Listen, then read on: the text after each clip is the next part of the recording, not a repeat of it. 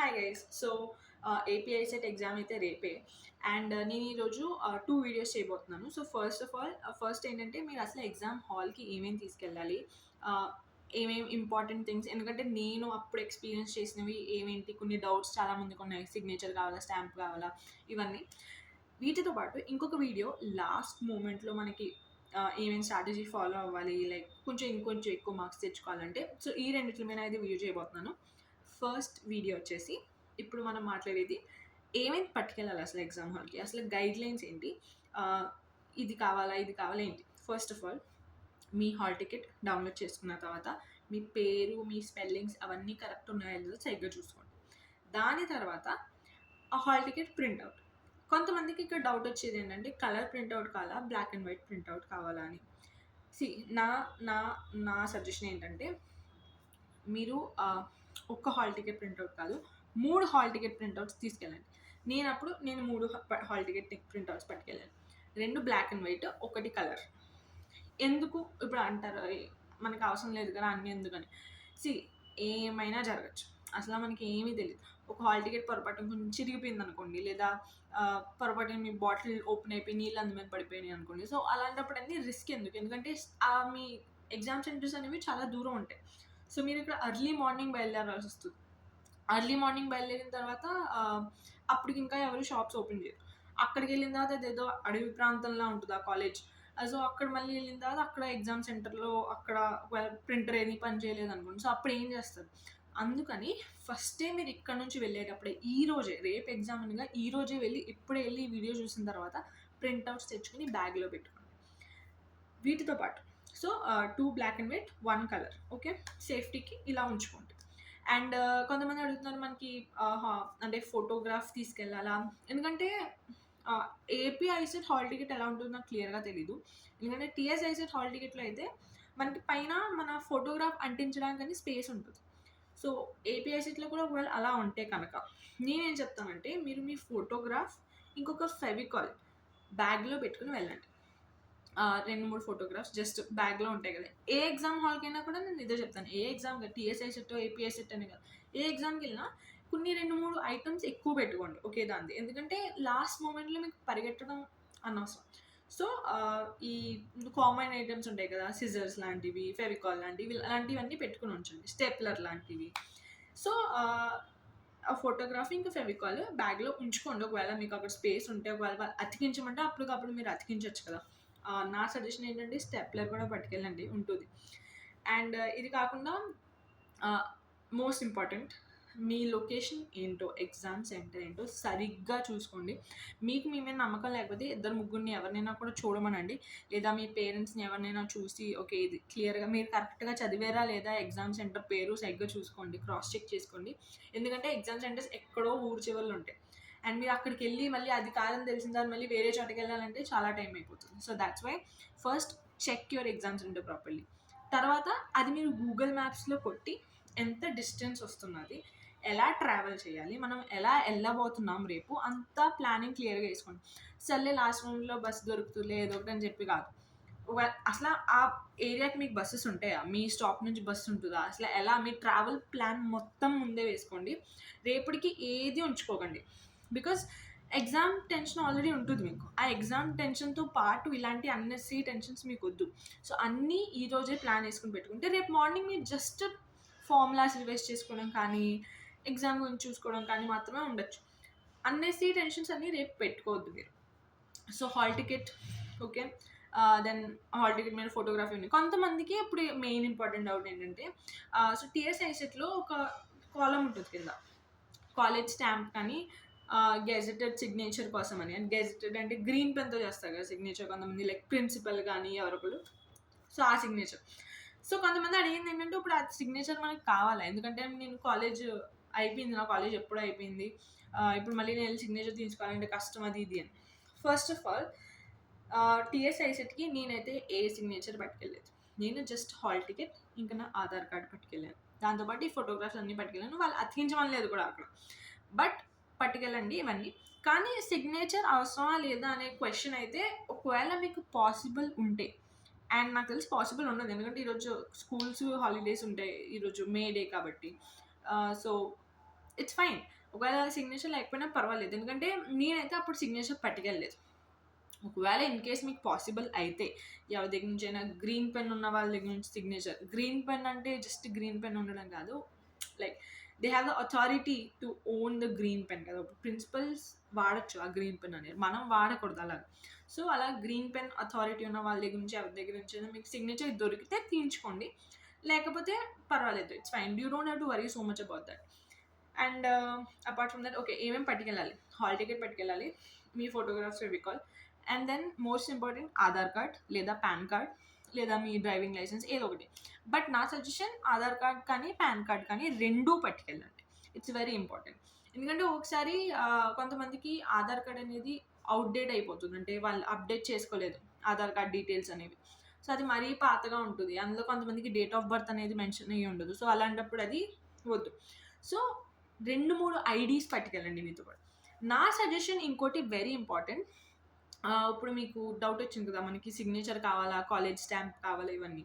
ఒకవేళ మీకు అవి ఏమీ కుదరలేదు అనుకోండి, నా సజెషన్ ఏంటంటే మీరు మీ కాలేజ్ ఐడి కార్డు కూడా పట్టుకెళ్ళండి, అది కూడా పట్టుకెళ్ళండి. So just as a proof అంతే, ఇంకేం లేదు. జస్ట్ యాజ్ అ ప్రూఫ్ అంటే ఉంటుంది.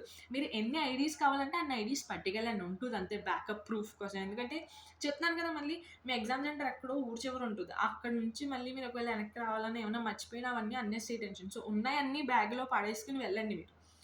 అండ్ దీంతోపాటు మీకు ఒక ట్రాన్స్పరెంట్ వాటర్ బాటిల్ కూడా పట్టుకెళ్ళండి. సో ట్రాన్స్పరెంట్ వాటర్ బాటిల్ ఏంటంటే వాళ్ళు అక్కడ స్టీల్వి అంత అలౌ చేయరు. అట్ ద సేమ్ టైం ఆ బాటిల్ మీద ఏమైనా లేబుల్స్ కానీ, ఇప్పుడు మన కూల్ డ్రింక్ బాటిల్స్ కానీ ఇవన్నీ కూడా అలౌ చేయరు. అందుకనే ట్రాన్స్పరెంట్ బాటిల్, ఆ లేబుల్స్ అన్ని తీసేసి లేదా ఏమైనా ప్లాస్టిక్ ట్రాన్స్పరెంట్ బాటిల్ పట్టుకెళ్ళండి. అండ్ దాంతోపాటు మీ వేసుకునే బట్టలు, సో అక్కడ ఏదైనా వేసుకుని వెళ్ళచ్చు, బట్ ఎక్కువ పాకెట్స్ ఉన్నవి వేసుకోకండి. Track pants, China track pants, cargo pants అంటారు కదా, మొత్తం పాకెట్స్ ఉంటాయి ప్యాంట్ మొత్తం. సో అలాంటివి అన్నీ అవాయిడ్ చేయండి, ఎందుకంటే ఇది అన్నెసరీ టెన్షన్ అనమాట. అంటే వాళ్ళు ఎక్కువసేపు తీసుకుంటారు అవి చెక్ చేయడానికి, అది ఎక్కువసేపు పట్టడం వల్ల మీకు పెట్టి టెన్షన్ వస్తుంది.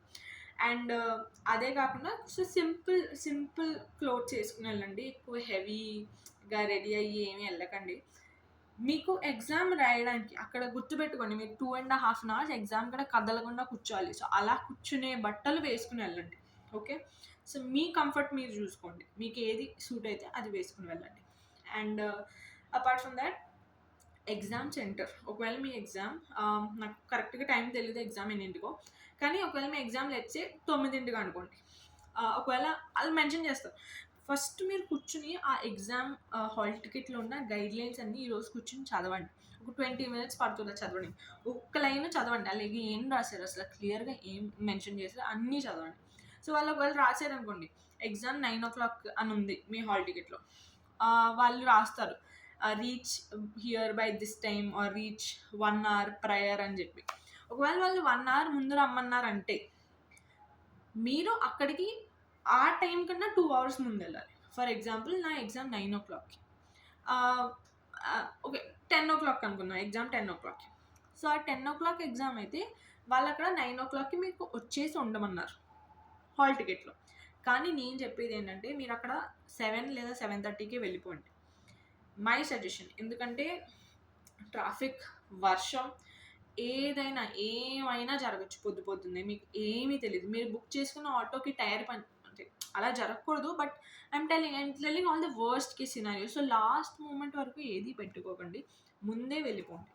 సో అక్కడ నిజంగా చెప్తున్నాను, నా ఎగ్జామ్ సెంటర్స్ చాలా వరకు బాగానే ఉంటాయి. మీకు అక్కడ యూజువల్లీ కాలేజెస్లోనే వాళ్ళు పెడతారు. సో అక్కడ మీరు వెళ్ళిపోయి అక్కడ కూడా కూర్చోవచ్చు, అక్కడ కాలేజ్ గ్రౌండ్లో కూర్చోవచ్చు, అక్కడ కూర్చొని చదువుకోవచ్చు మీరు prepare అవ్వాల్సినవన్నీ.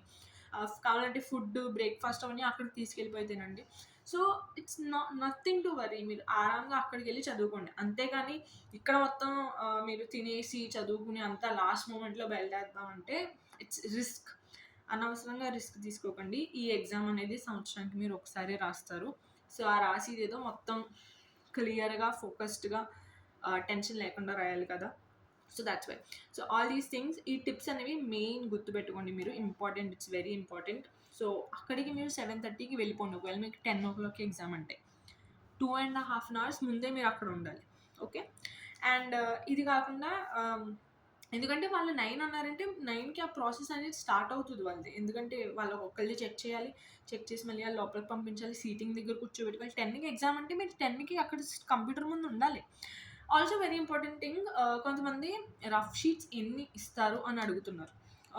See first of all ఆ రఫ్ షీట్ అనేది depends on the exam centre. నా ఎగ్జామ్ సెంటర్‌లో నాకు వాళ్ళు ఒకటే రఫ్ షీట్ ఇచ్చారు. నేను ఇంకా అడిగితే ఇస్తారేమో, కానీ నేను అడగలేదు.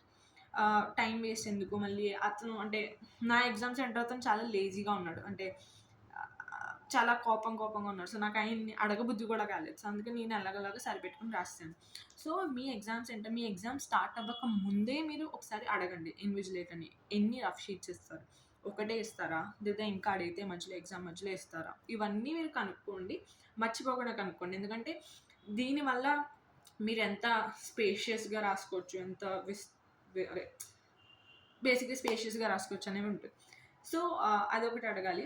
అండ్ ముందెళ్ళిపోవాలి. And then apart from that కొంతమందికి ఏంటంటే హెన్నా కానీ, మెహందీ కానీ పెట్టుకున్నారనుకోండి మీ చేతి మీద, ఒకవేళ ట్రై చేయండి అది ఎలాగైనా తీసేయడానికి. ఎందుకంటే వాళ్ళక్కడ థంబ్ ప్రింట్ అనేది తీసుకుంటారు. సో, ఆ థంబ్ ప్రింట్ వల్ల మీ మెహందీ ఉంటే ఆ థంబ్ ప్రింట్ అనేది సరిగ్గా అవ్వదు. అండ్ ఈవెన్ ఇంక్ ఉండనా కూడా. సో, అవన్నీ చేతుల మీద అవన్నీ కొంచెం అవాయిడ్ చేయండి. ఎందుకంటే వాళ్ళు థంబ్ ప్రింట్ అనేది తీసుకుంటారు ప్రూఫ్ కోసం. అండ్ సో, ఇవన్నిటికి వాళ్ళు 9:00 రమ్మంటారు. ఎందుకంటే వాళ్ళకి ఇవన్నీ ప్రాసెస్‌లు ఉంటాయి కదా! అండ్ ఇంకొక డౌట్ ఏంటంటే కొంతమందికి వాళ్ళ ఆధార్ కార్డ్‌లో ఉన్న date of birth and exam hall టికెట్‌లో ఉన్న డేట్ ఆఫ్ బర్త్ 2 డిఫరెంట్ అంట. So, first of all so, అవి డిఫరెంట్ అంటే నా సజెషన్ ఏంటంటే కొంతమందికి అలా డిఫరెంట్ ఉన్నప్పుడు నాకు ప్రాక్టికల్‌గా నిజంగా అయితే నాకు తెలీదు ఇలాంటప్పుడు ఏం చేయాలనేది.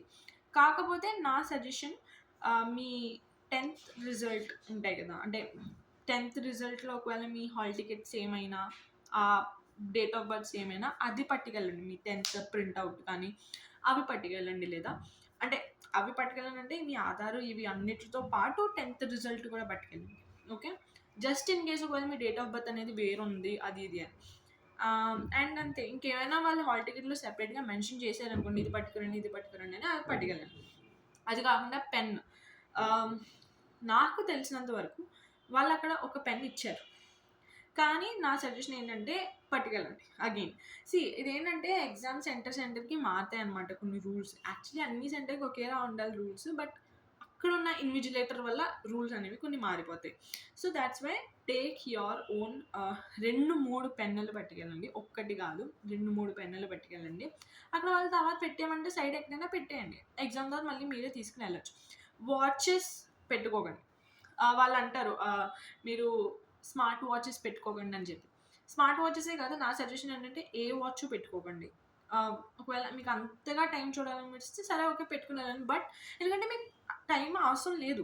మీకు కావాలంటే అక్కడ పెద్ద క్లాక్ ఉంటుంది. అండ్ చాలా మెయిన్‌గా మీకు కంప్యూటర్‌లోనే స్క్రీన్ టైమ్ ఉంటుంది. నేను అప్పుడు మీకు చూపించాను కదా! డెమో టెస్ట్ ఎగ్జామ్ ఎలా చేస్తారో. ఒకవేళ మీరు చూడకపోతే ఆ వీడియో ఎళ్లి చూడండి. సో, అందులో నేను క్లియర్‌గా మీకు చూపించాను. అంటే ఎగ్జామ్ ఎలా రాస్తారు, ఎగ్జామ్ స్క్రీన్ అనేది ఎలా ఉంటుంది. సో, అందులో కార్నర్‌లో టైం అనేది మెన్షన్ అయ్యుంది. సో, అందుకని మీకు సెపరేట్‌గా వాచ్ అనేది అవసరం లేదు. ఫోన్స్ ఇవన్నీ కూడా వాళ్ళు సబ్మిట్ చేయించేస్తారు ముందే. మీరు అక్కడ సబ్మిట్ చేసేయాల్సొస్తది. అండ్ అంతే mostly we have covered everything. ఇంకేమైనా గుర్తొస్తే కూడా చెప్తా. ఆల్సో నా సజెషన్ ఏంటంటే ఆహ్, అంటే ఫుడ్ కానీ ఏమైనా కూడా మంచిగా ఫుల్‌గా తిని వెళ్ళండి. ఎందుకంటే కొంతమందికి టెన్షన్‌లో అంత తినాలనిపించదు. Okay. Fine. It's fine. But ఒకవేళ తినగలిగితే డూ ఈట్ ప్రాపర్‌లీ. బికాజ్ మీరు అక్కడ 2½ అవర్స్ కూర్చోవాలి. ఇంకో నా యాక్చువల్ మంచి సజెషన్ ఏంటంటే ఆహ్, don't eat anything outside food today. ఈరోజు ఏది బయట ఫుడ్ తినకండి. Try to avoid.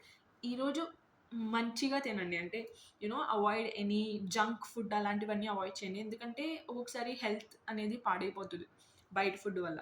ఆహ్, లేదా కడుపు నొప్పి రావడం ఇలాంటివన్నీ ఉంటాయి. సో, అలాంటియన్నీ ఎగ్జామ్ అప్పుడు అన్నెసెసరీ కదా! సో, దాట్స్ వై ఈరోజు మీరు ఫుడ్ అనేది కొంచెం మంచిగా తినండి. సో దట్ రేపు ఏమి ప్రాబ్లమ్ రాకుండా ఉంటది. అండ్ ఎగ్జామ్ సెంటర్‌కి ముందే వెళ్ళిపోండి. And that's it most of the things I have covered. ఇంకేమైనా కూడా మీకు డౌట్స్ ఉంటే ఇక్కడ మీరు కామెంట్ సెక్షన్‌లో అడగండి. And that's it. Thank you and all the best. Don't worry about your exam. మీరు కొంచెం ప్రిపేర్ అయినా ఎక్కువ ప్రిపేర్ అయినా పర్వాలేదు.